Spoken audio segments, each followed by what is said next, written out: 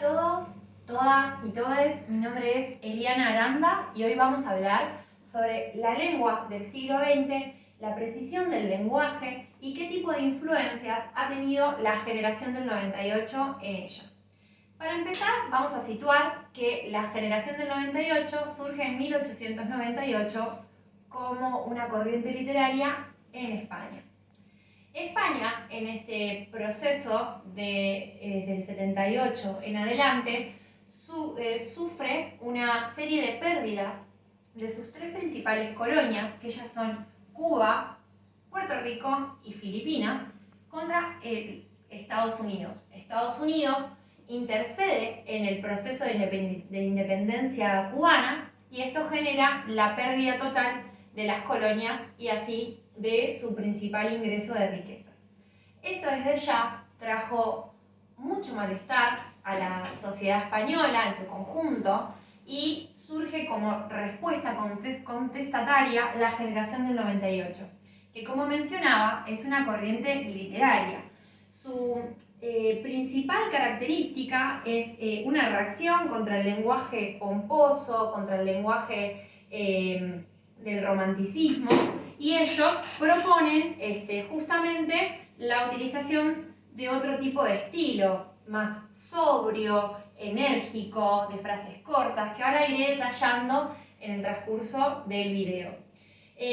Los principales exponentes de la generación del 98 son Pío Baroja, José Martínez de Ruiz, también conocido como Azorín, y Ramiro de Maeztu. Estos tres principales van a ser quienes originen el movimiento y luego van a tener una influencia también en el modernismo con Rubén Darío. Se suma a esta generación del 98 Ramón del Valle Inclán, que va a venir a reformar todo lo que es el proceso del teatro, y Antonio Machado, al igual que Miguel Ángel de Unamuno como uno de sus también máximos exponentes. Ahora yo les hago una pregunta. ¿Qué propósitos tuvo la generación del 98? En principio, uno de los propósitos fue la crítica social. Esta generación tenía una gran crítica social por la pérdida de España ante el atraso que tenía en relación del conjunto de Europa. Justamente Gran Bretaña era una de las grandes potencias, España tenía un atraso a nivel técnico, es decir, de la maquinaria, también lo que protestaba justamente esta generación era por el nivel de vida que tenían los campesinos, porque sufrían mucha pobreza y mucho hambre, entonces lo que querían justamente era poder resaltar eso. Ahora, esta generación también proponía, entre otras cosas, la integración de España al conjunto de la comunidad europea. Obviamente, tenían propuestas concretas para poder aportar al avance de España, que ellas fueron soluciones, por ejemplo, por la reconstrucción de la agricultura, de la educación, de la cultura y la economía, y también justamente una de esas medidas es la integración de España a la Europa. Ahora, esta generación tenía valores nacionales y patrióticos que enaltecían y exaltaban fervientemente justamente para poder resaltar todo el nivel cultural que tenía la tradición hispánica, ¿no? en todo su nivel literario.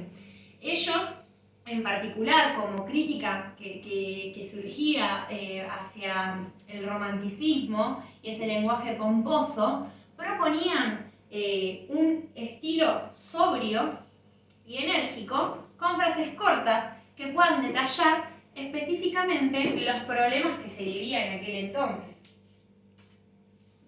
Además, van a abundar palabras cultas, barbarismos de importación, también conocidos como anglicismos, y lenguaje popular, para que esta escritura lo que haga, al conjunto de España y de la población española es resaltar esos valores y enorgullecerse a pesar de las pérdidas que han tenido justamente por la guerra con Estados Unidos y sus principales colonias. Ahora, en la actualidad, para el siglo XX, ¿qué alcance tuvo la geografía en la España, el lenguaje hispanoamericano? El alcance que ha tenido, justamente, es en la actualidad, se conoce que lo hablan alrededor de 534 millones de habitantes. Entre sus principales lugares, ellos son España, desde luego, siendo el idioma legítimo de toda España, entendiendo que hay algunas regiones que hablan como catalán o otro tipo de lenguas o dialectos, pero bueno, justamente el español va a ser la lengua de toda España. A su vez se va a sumar a esta geografía Hispanoamérica, donde van a haber 20 estados que van a estar hablando justamente español, como por ejemplo, desde luego, desde México hasta la Argentina, digamos, quitando a lo que es Portugal, etc., y todas aquellas colonias dependientes de Francia, etc.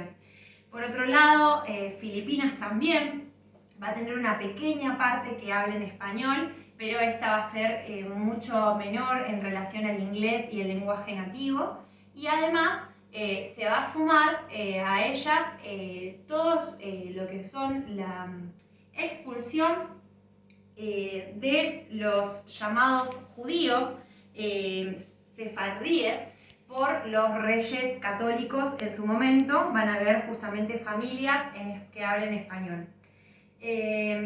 Por otro lado, también vamos a sumar a algunos lugares en África donde también hablan español.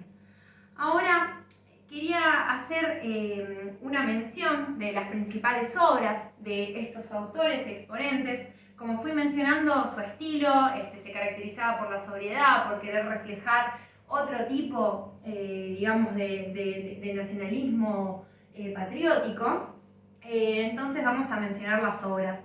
Miguel Unamuno nos va a proponer obras como La niebla y San Manuel Bueno de Mártir, que va a llamar a sus novelas Ni bolas, porque justamente opinaba que escribía una cuestión diferente a lo que son las novelas tradicionales. Pío Baroja con su obra El árbol de la ciencia. También vamos a tener a Sorín con La voluntad, y Ángel Machado con su obra más conocida como Los campos de Castilla. Y Ramón del Valle Inclán va a ser el renovador del teatro por su obra Luces de Bohemia.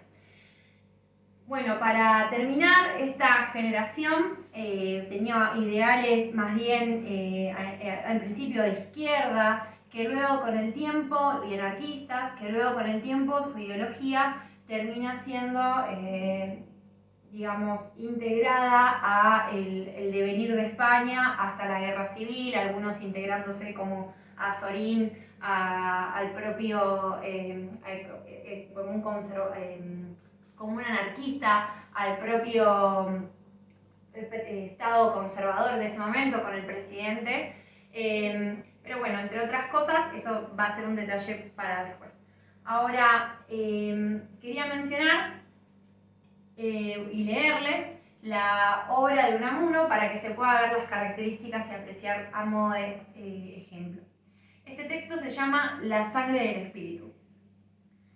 La sangre de mi espíritu es mi lengua, y mi patria es allí donde resuena. Soberano su verbo que no amengua, su voz por mucho que ambos mundos llene. Ya Séneca la preludió aún no nacida, y en su austero latín ella se encierra.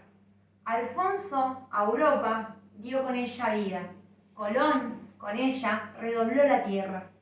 Y esta, mi lengua, flota como el arca de 100 pueblos contrarios y distantes, que las flores en ella hallaron brote de Juárez y Rizal, pues ella abarca legión de razas, lenguas en que a Cervantes Dios le dio el Evangelio del Quijote.